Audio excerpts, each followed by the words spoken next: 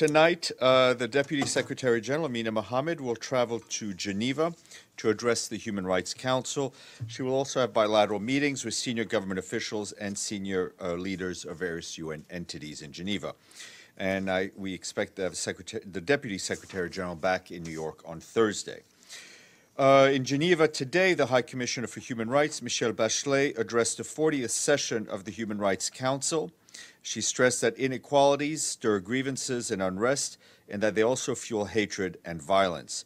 But Ms. Bachelet said the human rights build hope, binding humanity together with shared principles, and a better future, in sharp contrast to divisive, destructive forces of repression, exploitation, scapegoating, discrimination, and inequalities.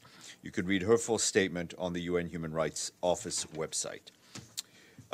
Turning to the Democratic People's Republic of Korea, the humanitarian country team today released the 2019 Needs and Priority Plan, calling for $120 million to urgently provide life-saving aid to 3.8 million people. Some 11 million people, or more than 40% of the population, lack sufficient nutritious food, clean drinking water, or access to basic services such as health and sanitation. Widespread undernutrition threatens an entire generation of children, with 1 in 5 children stunted due to chronic undernutrition, coupled with limited health care and lack of access to safe water and sanitation and hygiene services.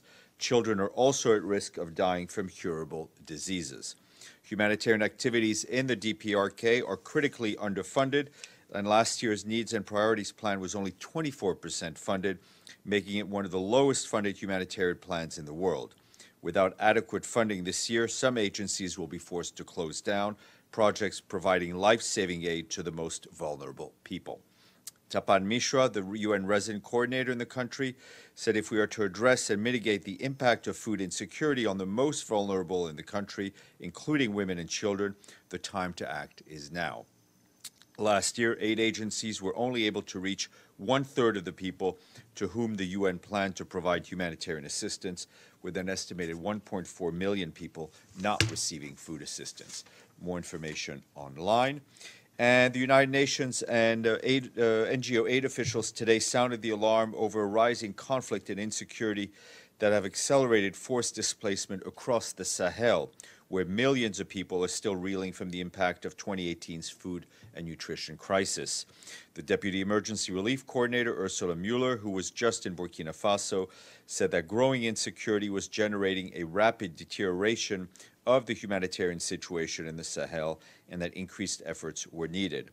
All right, 4.2 million people are displaced in the Sahel, 1 million more than in 2018, due to escalating armed violence in parts of Mali, across the Lake Chad Basin, and the Liptako-Gourma region, and that's the border between Burkina Faso, Mali, and Niger.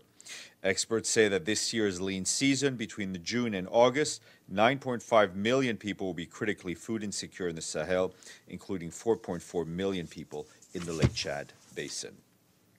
And the Undersecretary General for Humanitarian Affairs, Mark Lowcock, today released $500,000 from the UN Central Emergency Response Fund for the creation of a regional logistics center in Entebbe, Uganda, to strengthen Ebola readiness and response to the region. The new center, led by the World Food Programme, will support early action in countries neighboring the Democratic Republic of Congo to prevent the spread of the disease and respond if needed. As you know, the DRC has been dealing with an Ebola outbreak since August of last year, with more than 800 confirmed cases and 500 deaths to date.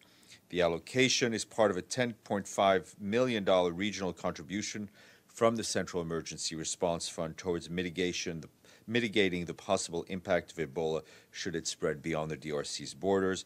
Measures include surveillance, community mobilization, vaccination campaigns, training for health workers. More information on the web. And staying on health issues, our colleague at the World Health Organization report that today, together with Sudan's South Sudan's Ministry of Health, the UN Children's Fund, and the International Organization for Migration, they've embarked on a campaign to immunize 40,000 children against measles. The 9-day campaign follows the recent confirmation of a measles outbreak in Mayum, in former Unity State, with 17 cases reported so far. Measles outbreak in South Sudan are attributed to an accumulation of unvaccinated children due to low immunization. Access to health care across the country is very limited. And lastly, on health, the World Health Organization today announced the most wide-ranging reforms in the organization's history, aimed at modernizing and strengthening it to play a role more effectively as the world's leading authority on public health. The changes are designed to help countries achieve the triple billion targets at the heart of WHO's 5-year strategic plan: 1 billion more people benefiting from universal health care coverage, 1 billion more people better protected for health emergencies, and 1 billion more people enjoying better health and well-being.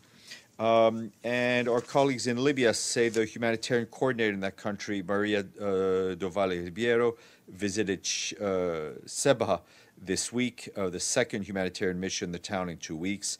Libya's southern Sebha region has been in recurring conflict since 2011 and hosts an estimated 21,000 internally displaced Libyans, as well as 43,000 migrants.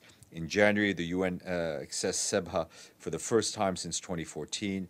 During her mission, Ms. Ribeiro discussed priority areas for support with local authorities and humanitarian partners, including supporting under-resourced medical facilities and establishing referrals for survivors and gender-based violence and civil documentation and displaced families. And lastly, the UN Environment Program said today that according to international laboratories, today the UN Environment Program said that according to international laboratories test results, the deaths of 1 million of farmed carp in Iraq in late 2018 was caused by fish disease and not pollution. The mass fish kill episode was traced to the koi herpes virus, which is lethal disease known to cause more than 100% mortality rates in carp. Based on all the samples taken by the Iraqi Ministry of Health, test results show no significant contamination from heavy metals, hydrocarbons, or pesticides. Therefore, UNEP said the public should be aware that farmed carp is safe to eat. Tomorrow, a couple of things to flag for you. 11:45, Miroslav Lajčák, chairperson in office of the Organization for Security and Cooperation in Europe, Foreign Minister of the Slovak Republic, and a former President of the General Assembly, will speak at the stakeout following his briefing to Security Council members on the OSCE. That's about 11:45. Then at noon, I will be joined by Zachary Mwangi Chege, the chair of the 50th session of the UN Statistical Commission and Director General of the Kenya National Bureau of Statistics, and our good friend Stephane Schweinfest, the director of the UN Statistics Division. They will brief you on the work of the Commission, including the ongoing discussions on refined indicator framework and measures to close the funding gap. And now, yes, sir. Go ahead. Thank you, Stephane. Regarding the UN humanitarian support to DPRK, just you mentioned. So does UN have any action to take for humanitarian support, such as additional money from the SURF? And also, how does UN assess DPRK government effort to improve its own people's humanitarian situation? Obviously, as we do in every country, we work in partnership with the government. As you know, and as I think was reported not too long ago, there was a request from the government for assistance. They came out also with their own numbers in terms of gaps in food production. So this is a partnership with the government. The UN operates wherever it operates in partnership with the government. Obviously, for us, the environment in the DPRK is challenging, and it's important that humanitarian needs are separated from political dynamics. Yes. On the same topic, you were saying it was one of the most underfunded plans last year. Do you have the information on which funds were less funded? Sure, we can give you, unfortunately, most of our appeals are chronically underfunded, but we can get you that information is publicly available. I just don't have it in front of me, but that's easy enough to get. Betul. Yes, you may. Thank you, Stephane. The Human Rights Watch released a report on the hundreds of children suspected of IS affiliation in Iraq being detained and forced to confess. I was wondering if the UN is talking to these children or the wives of IS fighters. We have seen some discussions on the return of these people to their home countries. And what is the UN's position? Sure. I mean, there's a lot of things to unpack in your question. Obviously, I think the report, as we read it, is of concern.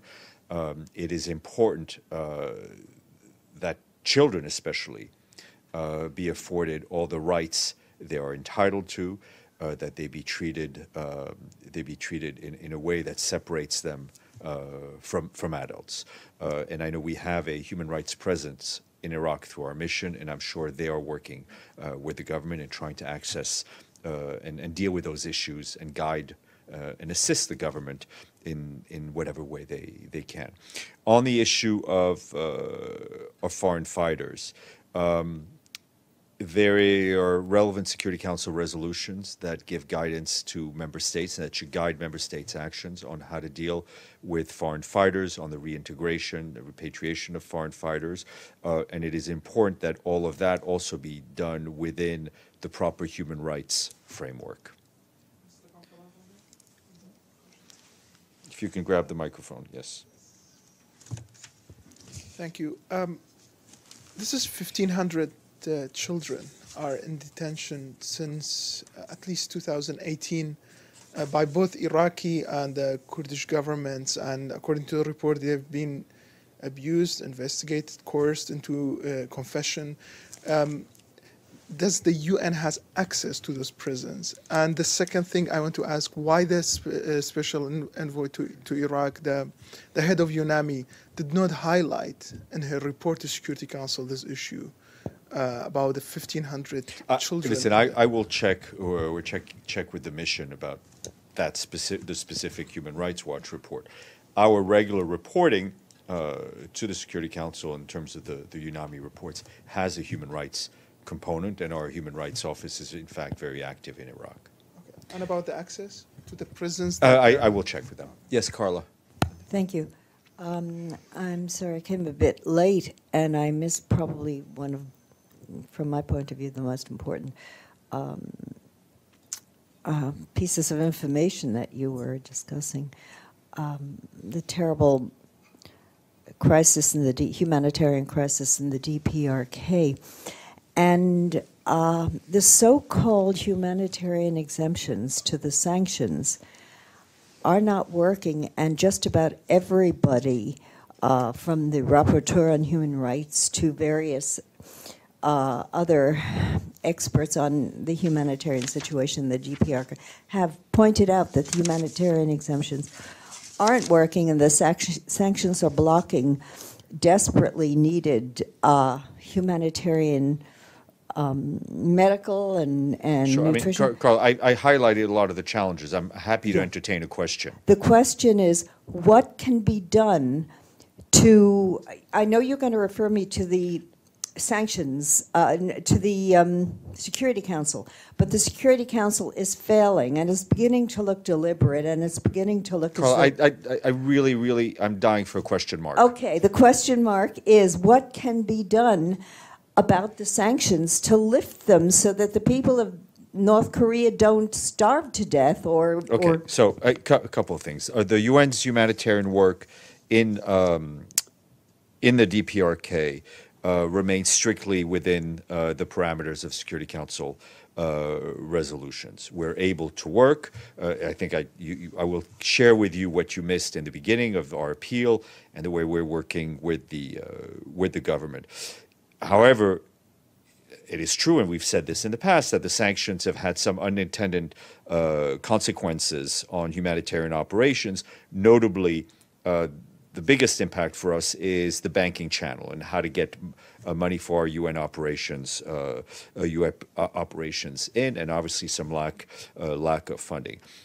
The sanctions as you said, are imposed by the Security Council for reasons that the Security Council has highlighted. We hope very much that, you know, the dialogue that we've seen between the United States and the Democratic People's Republic of Korea and the Republic of Korea will have positive benefits and positive outcome, which we hope in one day will see the lifting of the sanctions. But the imposition of sanctions is strictly within the domain of the Security Council, which remains the master of its own domain. If you're talking about oversight of the Security Council, that you can read the charter, and I'm not going to go into a deeper analysis now. I would like to move to a different continent. Thank you, Steph. I have two questions on Venezuela. It was reported earlier today that Venezuelan authorities, under the control of Nicolás Maduro, arrested American journalist Cody Weddle after a raid of his home in Caracas. So could you remind us whether or not raiding journalists off their homes goes against any UN principle? And the second question also on another incident in Venezuela. Earlier today, the Guardia Nacional Bolivariana, also under the control of Nicolás Maduro, prevented Venezuelan kids to go to their schools in the Colombian side because this is an incident that happened on the border. So I just wonder if preventing kids from going to schools goes against any kind of... I had not seen the report of the second case you mentioned. I will look into that. On the first one, I've seen the press reports. We're trying to get some details. As a matter of principle, I think the Secretary-General very much supports the right of journalists to be able to do their work free of harassment, and the responsibility for every government around this world to ensure that journalists have a space in which to do their work. Okay. Monica, why not? Yalla.